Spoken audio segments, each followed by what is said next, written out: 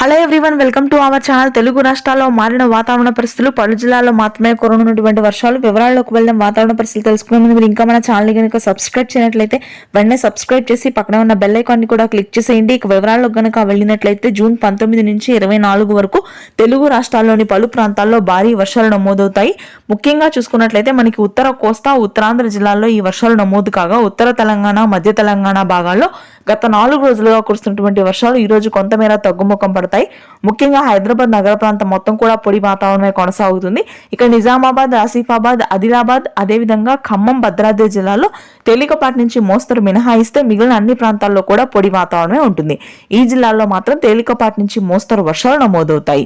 ఇక ఆ తర్వాత శ్రీకాకుళం, విజయనగరం, విశాఖపట్నం, తూర్పుగోదావరి, పశ్చిమ గోదావరి జిల్లాలో ఎడతెరిపి లేని భారీ వర్షాలు జూన్ 19 నుంచి కురుస్తాయని, దీంతో ప్రజలందరూ అప్రమత్తతగా ఉండాలని వాతావరణ కేంద్రం హెచ్చరికలు జారీ చేసింది.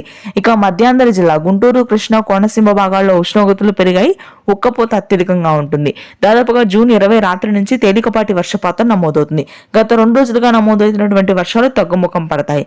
రాయలసీమలోని చిత్తూరు, తిరుపతి, పీలేరు, పలమనేరు, అనంతపురం, కదిరి ప్రాంతాల్లో తేలికపాటి వర్షాలు ఉంటాయి. Thank you.